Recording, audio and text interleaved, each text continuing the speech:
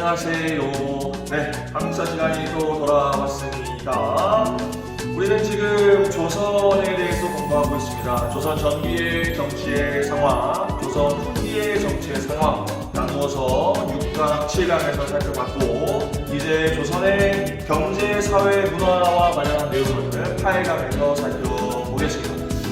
전체적으로 이제 조선의 경제 부분, 사회 부분, 문화 부분 나눠서 볼 건데 이것도 이제 표로 정리되어 있어요. 아래 프린트 보시면 표로 쭉 정리되어 있죠. 그래서 요 왼쪽이 조선 전기고 오른쪽이 조선 후기예요. 조선 전기와 조선 후기를 구분해서 경제적 내용, 사회적 내용, 문화적 내용을 살펴볼 건데 뭐 내용이 많아 보이지만 딱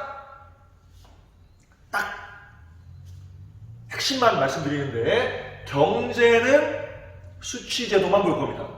경제는 뭐만 본다? 수치제도. 알겠죠? 수치제도는 세금 거두는 거야. 쉽게 얘기하면 세금 거두는 제도야. 그 다음에 사회 부분은 신분제만 볼 거야. 그다음 문화적으로는 뭐 이제 학문의 발달 이런 것들을 살펴볼 겁니다. 뭐 많아 보이지만 얼마 안 돼요. 얼마 안 됩니다. 차근차근 또 살펴보도록 하겠습니다. 자, 먼저 경제적인 부분을 살펴보는데 아래로 가시면 수치제도의 변화가 나와 있습니다. 수치제도, 즉 뭐다? 세금 거두는 건데요. 수치제도는 크게 세 가지로 구분할 수 있어요. 조선시대의 수치제도는 조세와 공납과 역 이렇게 구분할 수 있습니다. 조세와 공납과 역. 조세는 세금 거두는 것 중에서 토지에다가 세금을 매기는 거야. 땅을 가진 사람들이 세금을 내게 되는 거죠. 토지세입니다. 그걸 조세라고 하고 그 다음에 공납은 특산물을 내는 거야. 토산물 또는 특산물, 이건 현물을 납부하는 거예요. 현물. 이거는 이제 뭐 곡식이나 이런 걸 내는 게 아니고 현물. 예를 들면 뭐 사과, 뭐 귤, 뭐 고등어, 뭐 그런 현물들 있죠. 그런 현물들을 내는 겁니다. 특히 이제 각 지역의 특산물을 내도록 되어 있는 것이 바로 공납입니다. 공납. 이거는 부과 기준이 집집마다 내는 거예요. 가가, 호호, 특산물을 내게 되어 있습니다. 그 다음에 역이 있어요. 역. 역은 노동력이야. 노동력을 역이라고 합니다. 역. 역은 크게 두 가지가 있어요. 군역과 요역이 있는데 군역은 이건 뭐야? 지금으로 얘기하면 병역이야. 병역. 군대 가는 거죠. 군사적인 임무를 하기 위해서 군역이 있는 것이고 그 다음에 요역은 일반적인 노동력 수치야. 예를 들면 당시에 뭐 어디다가 성을 쌓는다, 뭐 저수지를 만든다 이런 거 할 때 정부에서 주도할 때 이 요역을 통해서 노동력을 징발할 수 있게 되는 거죠. 알겠습니까? 그렇게 크게 세 가지 조세와 공납과 역이 조선의 수치제도인데 이게 조선 전기 때의 어떤 모습이었고 이게 조선 후기로 넘어가면서 어떻게 변화하는지를 살펴보는 것이라고 생각하시면 되겠습니다. 그래서 제목이 수치제도의 변화예요. 변화. 조선 전기 때의 모습하고 조선 후기 때의 모습이 좀 달라. 다르니까 그 두 가지를 잘 비교하시면 되는데 특히 중요한 것은 조선 후기 때의 변화되는 수치제도의 모습이 중요합니다. 알겠죠? 그래서 미리 보여드리면은 이 표에서 지금 오른쪽에 이렇게 빨간색 네모가 쳐있지. 그지? 이건 뭐야? 이 조선 후기 때의 변화된 수치제도의 모습이야. 이 변화된 모습이 훨씬 중요합니다. 변화된 모습이. 자, 이제 차근차근 조세제도부터 설명을 해드리도록 하겠습니다. 알겠지요? 자, 앞으로 갑니다. 조세제도, 즉 세금을 거두는 것은 일단 토지를 누가 갖게 되느냐가 중요하겠죠. 그죠? 그래서 토지를 분배하는 제도들이 있는데 그 중에서 고려 후기 때 관직을 가진 사람들에게 토지를 분배해주는 제도를 만들게 되는데 그게 바로 과전법이었습니다. 과전법.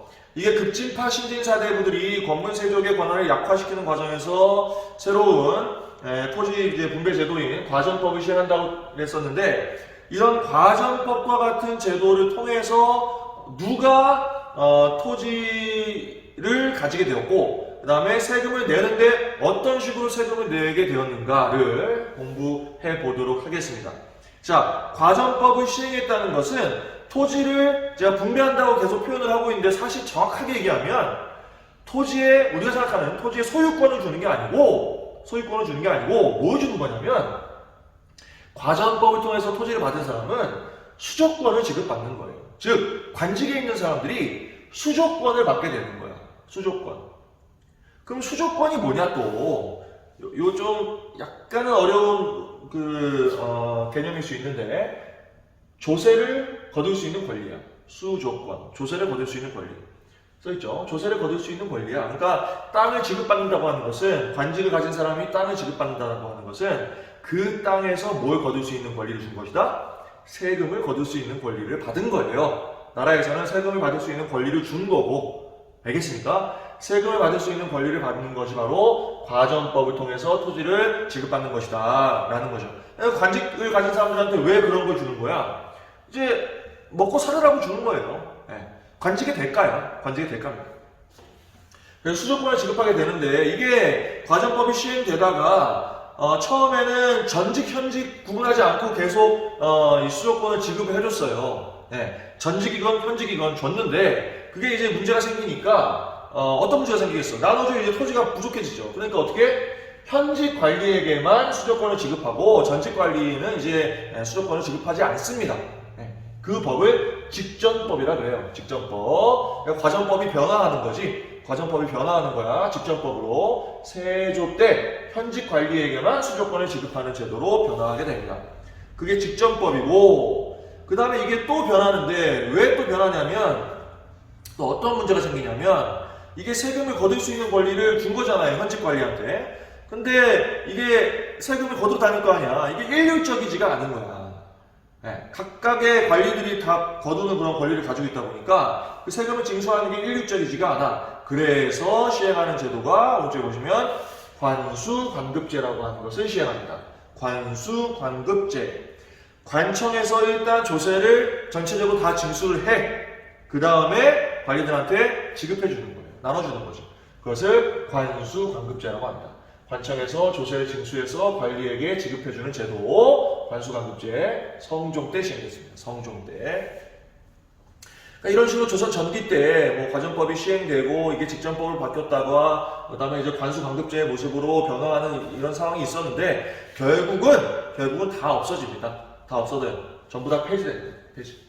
그러니까 수조권을 지급해주는 어떤 그러니까 관직의 대가로 수조권을 지급해주는 제도는 이제 사라지는 거야. 아예 사라져버립니다. 사라져버리고 이제 관직을 가진 사람들한테 뭐 해줍니까? 그냥 녹봉을 지급합니다. 녹봉 그냥 내가 월급 주는 거야. 곡식을 그냥 주는 거야. 쌀을 주겠지. 쌀을 주는 겁니다. 녹봉을 지급하는 제도로 이제 바뀌면서 기존의 수조권을 지급하는 제도들은 역사에서 이제 사라졌다라고 하는 겁니다. 써있듯이 수조권 지급 제도는 소멸했다. 라는 정도로 과전법이 진행되고 변화하고 폐지되는 상황들이 있었다라는 것을 아시면 되겠습니다. 나중에 녹봉만 지급됐다. 이 정도만 아시면 되겠어요. 알겠죠? 자, 문제는 지금 우리는 이제 수취제도잖아요. 이제 이건 세금을 받을 수 있는 권리를 가진 사람들에 대한 이야기고 이제 아래로 가시면 세금을 내는 사람들은 어떻게 내야 되냐, 어떻게 걷어야 되냐. 자, 써있듯이 공법이라고 하는 것이 시행됐어요. 공법. 세금을 납부하는 방법이야. 공법을 시행했는데 공법을 시행한 사람이 누구냐면 세종이에요. 세종입니다. 세종이 뭔가 했다면 어떻게 했어요? 세종이 뭘 했으면 좀 합리적일 것 같지 않아? 나름 합리적인 제도를 한 거야. 뭐 어떻게 했냐면 써있듯이 전분 6등, 연분 9등에 따라서 이제 세금을 거두게 됩니다. 무슨 말인가 하니 조세를 거둘 때 전분 6등은 토지가 얼마나 비옥하냐에 따라서 1등급에서 6등급으로 나눈 거야. 여기 써있듯이 토지 비옥도에 따라서 6등급으로 나눈 걸 전분 6등이라고 합니다. 그 다음에 해마다 풍년이냐 흉년이냐 이게 다르잖아요. 그죠? 그래서 매해 풍흉에 따라서 등급을 9등급으로 나눈 거야. 이게 제일 풍년이네, 그 다음 풍년이네, 그 다음 제일 아래는 제일 흉년이네, 이게 9등급으로 나눈 거죠. 알겠습니까? 그러니까 이런 식으로 이제 전분 6등과 연분 9등에 따라서 조세를 차등 징수하게 된 겁니다. 차등 징수하게 된 거야. 그것을 공법이라고 한다. 이런 식으로 뭐 나름 합리적이잖아요. 그죠? 뭐 소축이 다를 거니까 토지의 비옥도에 따라서 풍류의 정도에 따라서 소축이 다르니까 그에 따라서 세금을 차등 부과하겠다라고 하는 매우 합리적인 제도인데 이것도 좀 문제가 있지. 왜? 복잡해요. 복잡해. 6등급으로 나누고 또 해에 따라서 9등급으로 나누고 이 경우의 수가 몇 개야? 몇 개야? 곱해보면 나오죠? 54개야. 54개의 경우의 수에 따라서 조세를 걷어야 되는 거야. 복잡하죠. 내는 사람도 복잡하고 걷는 사람도 복잡하고 그런 문제가 있었는데 요것을 풍흉에 관계없이 조선 후기 때 정리한 법이 만들어집니다. 바로 인조 때 만들어진 영정법이라고 하는 법입니다. 영정법. 인조 때 풍흉에 관계없이 그냥 토지 1결당, 토지 1결이라고 하는 그 면적당 4에서 6두 정도를 징수하는 것으로 법이 바뀝니다. 1원화된 거죠. 아주 간단해진 거예요. 54개의 경우의 수가 있다가 지금 4, 5, 6, 6개, 세 가지죠. 4두를 내던가, 5두를 내던가, 6두를 내던가, 그죠? 이런 정도로 완전히 간소화된 제도가 바로 영정법입니다. 영정법. 전체적으로는 이게 인조 때 시행됐는데 전체적으로는 그 조세, 전세의 인하가 이루어진 것으로 볼 수 있습니다. 그래서 땅을 가진 지주들의 입장에서는 이게 어때? 부담이 감소하는 거죠. 전체적으로 조세의 부담이 내려가는, 감소하는 그런 역할을 하는 법이 영정법이었다라는 겁니다. 알겠죠? 워낙 이때 이제 전쟁 이후고 그 양난 이후의 상황 아닙니까, 그죠? 네, 뭐 그런 상황이기 때문에 뭐 이런 영정법을 시행하게 된 겁니다. 알겠죠? 잘 기억하세요. 영정법이라고 하는 법을 시행함으로써 풍흉에 관계없이 징수하게 되었다, 조세를 징수하게 되었다라고 기억하시면 좋겠습니다. 조세나 전세나 다 같은 용어니까 그렇게 이해하시면 되겠어요. 자, 지금 조선 후기 때 게 더 중요하다고 그랬죠. 그러니까 영정법이 더 중요한 거야. 앞에 공법도 뭐 기억하면 좋지만 영정법은 꼭 기억하셔요. 다음, 공납으로 가도록 하겠습니다. 특산물을 납부하는 거라고 그랬죠. 가가호호, 집집마다 내는 거야. 집집마다 특산물을 징수하는데 특산물은 그 지역의 특산물이겠죠. 근데 이게 문제가 생겨. 또 어떤 문제가 생기냐면 공물을 징수를 하는데 특산물이 아닌 걸 막 내라고 하는 거야, 정부에서. 특산물이 아닌 걸 내라고 하니까 백성들이 그걸 구할 수가 없는 거야. 그러니까 어떻게 요걸 대신 내게 하는 그런 그 폐단이 생긴 거야. 네.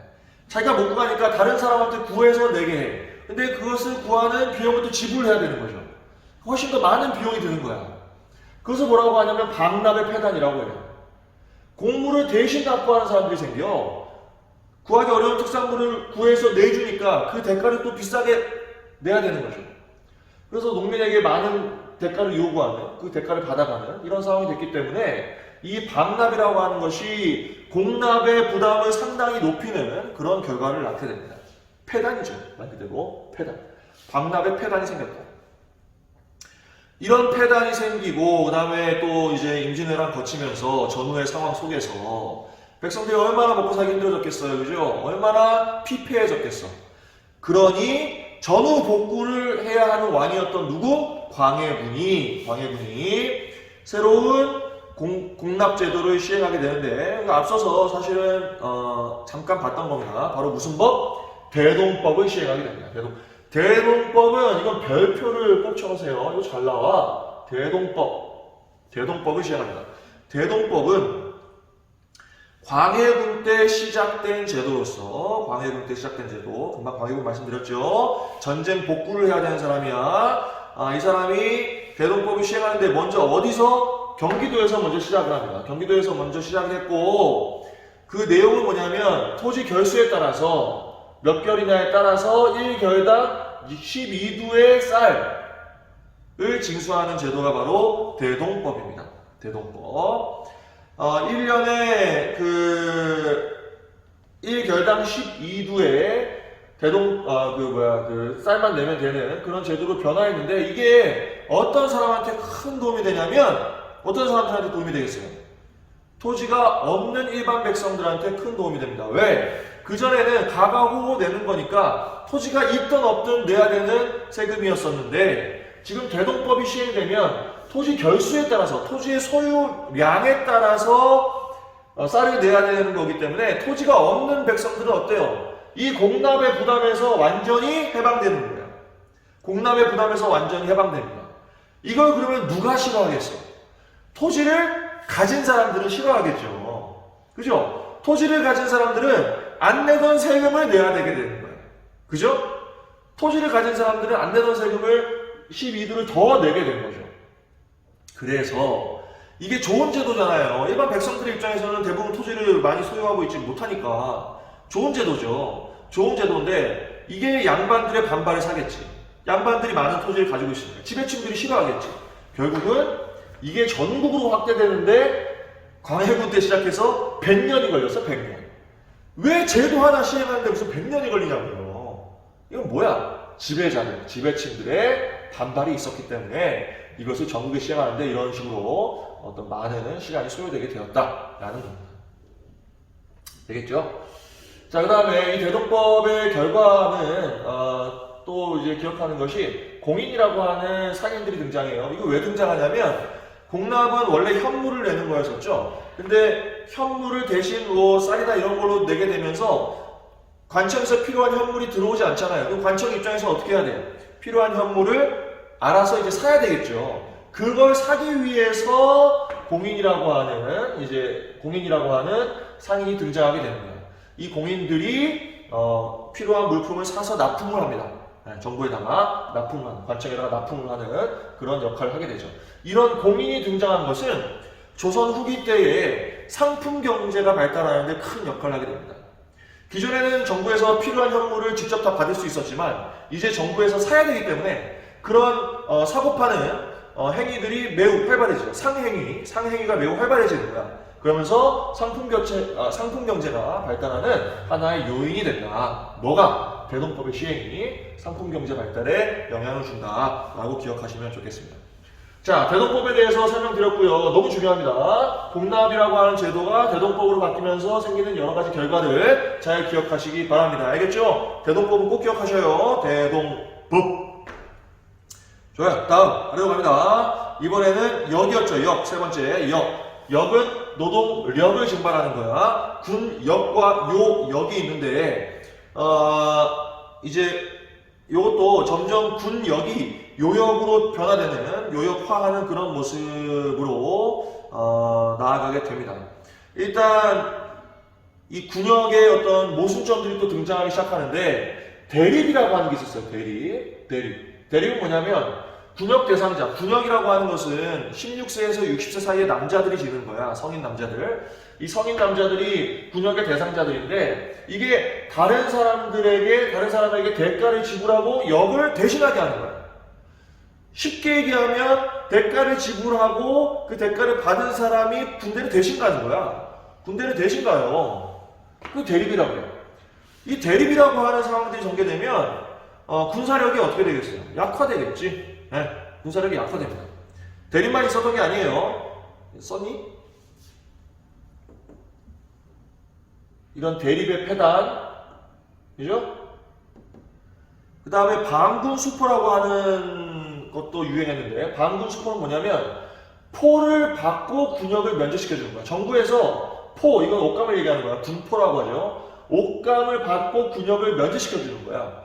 그런 제도를 실시합니다. 방군수포인데 이것은 이제 조선 후기가 되면 법제화됩니다. 법제화되고 그 다음에 요 이제 방군수포의 모습이 백성들의 부담을 점점 줄이는 쪽으로 나아가게 되는데 원래 포를 받을 때 1년에 2필을 받았어요. 1년에 2필을 군포를 받아서 군역을 면제시켜줬는데 그것을 절반으로 줄이는 거야. 1년에 한 필만 내게 합니다. 1년에 한 필에 이제 군포를 내면 이제 군역을 면제받게 되는 거죠. 그래서 이제 균역법이라고 하는 법이 시행되면서 1년에 2필 내던 것이 한 필로 축소되게 되었다. 균역법 기억하세요. 이게 영조 때 시행된 거예요. 영조 때 균역법이라고 하는 게 시행되었다. 근데 1년에 2필 받다가 1필 받으면 수입이 절반으로 줄잖아요. 그죠? 절반으로 줄으니까 관청 입장에서 어떻게 또 그것을 결작이나 서부군관포라고 하는 이름으로 부족한 것을 또 메꾸는 다른 제도들을 시행하게 됩니다. 요거는 그렇게 중요하진 않고 일단 군포가 이렇게 줄어들어서 백성들의 부담이 줄었다라고 하는 것을 기억하세요. 균역법입니다. 그런데 문제는 전체적으로는 그 부담이 줄었다고 하나 이 군포를 징수하는 과정에서 폐단이 계속 지속됩니다. 결국 뭐야? 탐관 오리들 있죠. 나중에 특히 영정조 시절 거쳐서 세도 정치의 시기가 되면 탐관 오리들이 들끓었다고 했잖아요. 그런 탐관 오리들이 뭐 하는 거야? 제도대로 시행하나? 제대로 시행 안 해요. 백성의 부담을 줄이는 쪽으로 시행을 하겠어요? 자기 배불리는 시행을 하겠지? 그래서 이런 것들의 폐단이 지속되면서 나중에 삼정의 문란이라는 게 나오잖아요. 그 삼정의 문란 중에 하나가 이제 군정의 문란이에요. 군포징수의 과정에서 생기는 거야. 군정의 문란. 알겠죠? 자, 그래서 지금 영정법, 대동법 전체로 보면 영정법, 대동법, 균역법을 살펴본 거야. 앞에 이제 조선 전기의 상황들에서 여러 폐단들 속에서 새로운 제도들이 시행되는 과정들을 살펴본 것이라고 보시면 되겠습니다. 조세가 영정법으로, 그죠? 그 다음에 공납이 대동법으로, 그리고 마지막으로 군역의 부담을 줄이는 균역법이 시행된 것이다 라고 기억하시면 좋겠습니다. 처음에 말씀드렸듯이 조선 후기의 상황이 훨씬 더 중요하다. 그래서 제가 빨간 네모칸으로 이렇게 표시를 해놨다라는 이야기입니다. 알겠죠? 특히 대동법, 이거 꼭 기억하세요. 대동법 매우 중요합니다. 자, 우리는 지금 조선의 경제의 상황을 살펴보고 있습니다. 조선 후기의 경제 상황을 조금 더 볼 건데 오른쪽에 보시면 상품화폐 경제가 발달하는 모습이에요. 상품화폐 경제의 발달. 이건 뭐야? 상품이 많이 이제 유통되게 되었다는 거죠. 또 상품이 유통될 때 뭘 통해서? 화폐를 통해서 그것이 이제 사고 파는 상황이 만들어졌다라고 하는 이야기입니다. 그게 바로 상품화폐 경제죠. 상품화폐 경제. 요것은 자본주의라고 하는 어떤 서구의 이제 경제 체제 있죠. 그런 모습이 아주 약간 보이는 것이 아니냐. 자본주의가 조금 태동할 수 있는 그런 가능성이 있었던 것이 아니냐. 조선 후기 때. 라고 이제 평가되기도 합니다. 조선 후기 때 상품화폐 경제가 발달하는 것을 그런 식으로 평가하기도 합니다. 알겠죠? 그러면 왜 이 시절에 상품화폐 경제가 발달했고 화폐가 그렇게 활발히 유통될 수 있었느냐, 상거래가 그렇게 활발하게 이루어질 수 있었느냐. 일단 생산력이 많이 증대됐어요. 생산력이 증대됐다. 특히 이제 농농사회 같은 경우에 모내기법이라고 하는 것이 상당히 유행하면서 생산량이 대단히 증가합니다. 농업 생산량이 증대되면 이제 잉여 생산물이 생기잖아요. 그 잉여 생산물은 이제 뭐가 되는 거야? 그건 유통의 대상이 되는 거죠. 알겠습니까? 상품이 될 수 있는 겁니다. 그래서 이 생산력이 조선 후기 때 증대된 것은 상품화폐 경제 발달의 하나의 배경이 될 수 있고, 그 다음에 공인이 등장했다고 그랬잖아요. 아까 뭐였어요? 여기 있는 거지 뭐였어요? 대동법이었었죠? 대동법을 통해서 공인이라고 하는 상인들이 등장해서 정부에서 필요한 물품을 직접 사고 팔게 되니까 역시 상품화폐 경제의 발달의 배경이 되었다라고 하는 겁니다. 알겠죠? 자, 그 다음에 구체적으로 그러면 그 내용들을 살펴볼게요. 사상들이 성장하고 이 사상들이 매우 활발하게 활동했습니다. 사상은 뭐냐면 사사로운 상인들이에요. 사사로운 상인들의 활동이 매우 활발해졌다. 자신들의 이익을 추구하는 사사로운 상인들. 그러니까 공인하고는 좀 다르죠. 사사로운 상인들, 사상들의 활동도 매우 활발했다. 대표적으로 경강상인, 그 다음에 개성상인, 송상이라고 하죠. 이런 상인들의 활동을 들 수 있겠습니다. 그리고 자본가들이 생겨요. 이제 이런 사상활동이나 이런 걸 통해서 부를 많이 축적하고 돈을 많이 축적하는, 재산을 많이 축적하는 그런 자본가들이 생겨요. 알겠습니까? 대표적으로 도고라고 하는 게 있어요. 도고. 자본가들이 이제 생겨나게 되고 그 자본력을 바탕으로 해서 독점적인 도매 활동을 하게 되는 것이 독점적 도매 활동. 허생전이라고 하는 소설 알아요, 여러분들? 국어 시간에 배웠을걸? 그 허생전의 허생 있죠? 그 허생이 하는 활동이 매우 대표적인 도고 활동이야. 허생이 뭐 했어? 소설에서 뭐 했어, 허생이? 사과하고 배를 막 사들이지 않아요? 돈을 빌려가지고 사과하고 배를 사들여. 시중에 떠도는 사과하고 배를 막 사들여. 그 다음에 언제 그걸 되팔아? 그러니까 독점을 한 거죠, 일단. 독과점을 한 거야. 그 다음에 그거 언제 팔아? 제사철에 파는 거야. 제사 드려야 되는데. 파니까 이게 몇 배 갑절로 이제 그게 가격이 상승하게 되죠. 그런 것들을 독점적 도매 활동이라고 하고, 그런 독점적인 도매 상인, 그런 활동을 하는 상인들을 도고라고 부른다. 도고. 알겠죠? 그러니까 이런 도고의 활동, 사상의 활동이 활발히 이루어지려면 뭐가 있어야 돼요? 시장이 있어야 되죠. 시장. 당시에 장시라고 불렀습니다. 상설시장이에요. 지방 곳곳에 항상 준비되어 있는 시장들이 있었다. 상설 시장들이 열리게 되었다. 그 장시라고 불렀다. 뭐 이 장시들을 돌아다니는 이제 보부상 이런 사람들의 활동도 있고 민영수공업도 발달하고 그러면서 당연히 화폐가 유통되겠죠. 화폐가 매우 활발하게 유통되는데 조선 시대 때 특히 조선 후기 때 가장 유명한 화폐 뭡니까? 상평통보죠. 상평통보.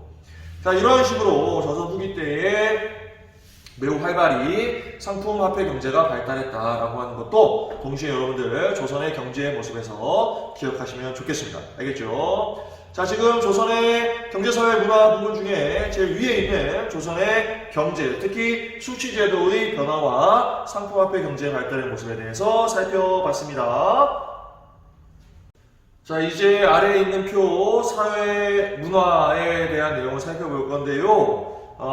이번 시간에는 사회적인 모습만 보고 그 조선의 문화사 부분은 다음 강의에서 이어가도록 하겠습니다. 알겠죠? 이제 금방 끝나는 거야. 자, 신분제만 보겠습니다. 신분제. 조선은 당연히 신분제 사회였었죠. 네, 신분제 사회. 신분제 사회의 기본적인 모습은 이제 그 구성을 이렇게 그려보면 사실 이런 삼각형의 모습을 띠고 있어요. 삼각형. 그러니까 지배층은 다수야 소수야? 소수입니다. 소수. 지배층은 소수고 그 다음에 피지배층은 다수인 이런 모습을 띠고 있죠. 여기 천민이 더 많아 보이는데 사실은 천민보다는 당연히 이 평민들이 대다수입니다. 평민들이 대다수고 그 다음에 소수의 양반층, 즉 지배층이 있는 거죠. 요건 좀 구체적으로 써볼게요. 조선의 지배층인 바로 양반, 문반, 무반 합쳐서 양반이라고 합니다. 문관들이고 무관들이야. 양반이라고 부르고 이들은 원래 의미는 관직을 가진 사람들만 해당하는 건데 이게 이제 그 사회가 진행되면서 관직을 가진 사람, 그 다음에 관직을 가졌던 사람 또는 그 가족들 합쳐서 통칭하는 의미로 양반이라고 부르게 됐습니다. 원래 양반이라고 하는 용어 자체는 관직에 있는 사람만 얘기하는 건데 사실은 그 주변의 모든 가족들까지 모두 통칭하는 그러한 이제 용어가 되었다라고 하는 겁니다. 이들이 소수의 지배층이고 그 다음에 중인이라고 하는 사람들이 있어요. 이 중인들은 기술직에 있는 사람들입니다. 기술직. 그리고 서얼은 양반인데 이제 첩의 자식들을 얘기하는 거죠. 첩. 당시에는 일부 다처의 그런 문화적인 모습이 있었어요. 특히 양반층에서는. 그래서 첩의 자식들을 서얼이라고 해서 약간 낮은 신분으로 본 거죠. 양반은 아니고 서얼층 중인으로 봤습니다. 그 다음에 대다수는 농사를 짓는 바로 농민들, 평민들입니다. 평민들 또는 상민이라고 불렀어요. 이 사람들이 생산활동을 하고 조세, 국역을 담당하고 있는 사람들이야. 세금 내고 역을 담당하고 있는 사람들이야. 그러니까 이 평민이 뭐야? 사실 나라의 중심입니다. 평민이 중심이에요. 사실 양반들은 이거는 이제 수치를 해서 먹고 사는 사람들이고 실제 나라를 위해서 일하고 세금 내고 이런 사람들은 바로 이 평민들입니다. 상민들. 알겠죠? 그 다음에 아래에 제일 천한 신분으로서 천민이 있는데 천민의 대다수는 노비들입니다. 노비들. 자, 이런 모습이었다. 이 조선의 신분제는 대단히 공고하였어요. 처음에 공고하였습니다. 그래서 신분 간의 이동이 거의 없었어요. 거의 없습니다. 신분 간의 이동이 없다. 양반 중심의 사회였었다라고 하는 거죠. 이게 조선 전기의 모습이에요. 지금 이 표가 역시 이 가운데 선이 있잖아요. 요 선 올라가 보면 이게 조선 전기와 조선 후기를 구분하고 있잖아요. 그죠? 여기서도 마찬가지야. 조선 전기 때 양반이 중심이 되어서 신분 간의 이동이 거의 없는 그런 상태였었다. 즉, 예를 들면 노비는 뭐 평민이 될 수 있어 없어? 없는 거야. 특히 평민이 양반이 될 수 있어? 없어. 없는 거야. 거의 없는 거야. 물론 가능성은 있어요. 이 평민들이 과거를 볼 수 있는 그런 신분이에요. 과거를 볼 수는 있어. 물론 과거를 준비할 수 있는 그런 여력이 없지. 먹고 살아야 되니까. 근데 신분적으로 그게 제한이 있진 않아요. 과거를 볼 수 있어. 뭐 어떻게 해서 과거를 봐서 만약에 급제를 했다. 그럼 어떻게 되는 거야? 양반이 되는 거죠. 신분 상승의 기회는 있었으나 그게 실제로 이 기회를 타서 내가 양반이 돼야지 라고 생각할 수 있는 사람들은 없었어요. 신분 간의 이동이 거의 없는 거야. 양반이 상민이 되는 경우가 없어. 거의 없습니다. 신분 간의 이동이 막 이루어지면 그건 신분제 사회가 아니에요. 신분제 사회라고 하는 건 신분이 매우 공고하게 유지되는 사회를 신분제 사회라고 하는 거야. 이해되죠? 조선 전기 때까지 그랬다는 거야. 근데 이 신분제가 어떻게 돼? 동요하게 되는 거죠. 흔들리는 거야. 흔들리면서 이제 조선 후기 때 신분제 사회가 완전히 뒤집어지는 그런 상황이 만들어집니다. 자, 오른쪽에 요 삼각형부터 볼게요. 양반의 수가 증가했어. 이게 나중에요. 나중에 이제 그 양반의 수를 계산을 해보면 조선 거의 망가기 직전의 상황 보면 양반이 50% 넘습니다. 양반이 50% 넘어. 다 지배층이야. 이러면 이제 신분제 사회라고 볼 수가 없죠. 신분제가 무너진 거야. 이렇게 되면 무너진 겁니다. 양반의 수가 엄청나게 증가한다. 양반의 수가 증가하는 여러 가지 이유들이 있죠. 옆에서 살펴보고, 그 다음에 중인들, 특히 이제 서얼들은 아까 제가 잠깐 저번 시간에 잠깐 말씀드렸는데 정조가 뭐 규장각 같은 거 만들면서 거기에 서얼 출신들을 많이 등용을 했다고 했었잖아요. 그죠? 그러면서 주인들의 힘도 더욱더 세지게 됐고, 상민들은 이게 평민들인데 계속해서 신분 상승의 욕구가 있죠. 그죠? 신분 상승의 욕구가 있었다. 그런 것들이 실제 이루어지는 사회가 언제였다? 바로 조선 후기 사회였다라고 하는 거죠. 상민이 굉장히 많이 양반이 되었기 때문에, 양반으로 신분을 상승시켰기 때문에 이런 그래프가 나오는 거야. 역삼각형의 그래프가 나오는 거죠. 이런 역삼각형의 그래프가 나오면 이건 신분제가 무너진 거나 다름없어요. 자, 왜 그랬느냐? 양난 이후에, 즉 임진왜란 병자호를 거치면서 신분 간의 이동이 대단히 활발해집니다. 많이 이루어져요. 양반이 분화되었어요. 특히 붕당이 변질되고 상대방을 막 보복하고 이러면서 몰락한 양반들이 생겼어요. 몰락한 양반들이 생기고, 게다가 이제 조선 후기 때에 농업 생산력이 증대된다 그랬잖아요. 농업 생산력이 증대되면서 일부 농민들은 분농이 됐어. 분농이 되면서 납속책이나 이런 걸 통해서 국가에다가 곡식을 내고 양반 신분을 살 수 있게 된 거예요.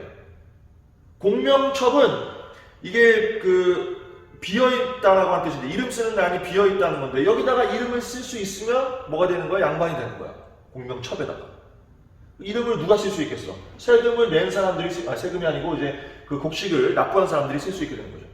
돈 많은 부동들이 이러한 제도들을 통해서 신분을 상승시킬 수 있었다는 겁니다. 이러한 제도들은 다 언제 시행됐다? 양난 이후에 시작된 거예요. 양난 이후에 그럼 왜 이런 제도가 시행돼? 그건 왜냐하면 재정이 부족해졌기 때문에 그래요. 나라의 재정이 부족해진 거야. 오랜 기간 동안 전쟁을 겪으면서 나라의 재정이 부족해졌어. 그 재정을 메꿔야 돼. 그러니까 이런 제도를 실시해. 곡식을 막 걷어. 그러면서 신분을 상승시켜주는 거야. 그러니까 신분이 상승되는 사람들이 많아지는 거지. 그러니까 결국 그런 과정들을 거치면서 신분제가 동요했고, 마지막 상황은 양반의 수가 50%를 넘는 이런 상황이 됐고, 이후에 근대사회로 넘어가면서 어떻게 되는 거야, 이제 평등사회를 지향하게 되는 겁니다. 평등사회를 지향하게 된다고. 이런 과거의 이제 신분제들이 근대사회 때 이제 법적으로 실제로 폐지되는 그런 과정이 전개되는 거죠. 노비들이 막 해방되고, 막 이런 상황들이 근대 시절에 전개가 됩니다. 알겠죠? 이런 신분제의 동요의 상황, 신분제가 무너지는 이런 상황을 거쳐서 이제 평등사회를 지향하게 된다라는 이야기입니다. 알겠죠? 자, 지금 그 조선의 신분제의 변동의 모습 살펴봤습니다. 이 조선 후기 때에 신분제가 동요하고 신분 간의 이동이 이루어지는 이런 모습은 잘 아셔야 돼요. 여기가 역시 또 중요해요. 조선 후기 때의 모습이 중요합니다. 알겠죠? 조선 후기의 어떤 사회적 변화의 모습들 여러분 잘 이해하시기 바랍니다. 자, 오늘 이번 시간도 고생하셨고, 지금 조선의 경제, 사회, 문화를 살펴보고 있는데 그 중에서 조선의 경제와 사회 부분까지 살펴봤습니다. 다음 시간에 조선의 문화 부분 살펴보고 그 이후에 이제 근대사로 넘어가도록 하겠습니다. 근대사로. 자, 이번 시간 너무나 고생하셨습니다. 항상 화이팅 합시다. 이제 얼마 안 남았어요. 알겠죠? 화이팅! 바이바이.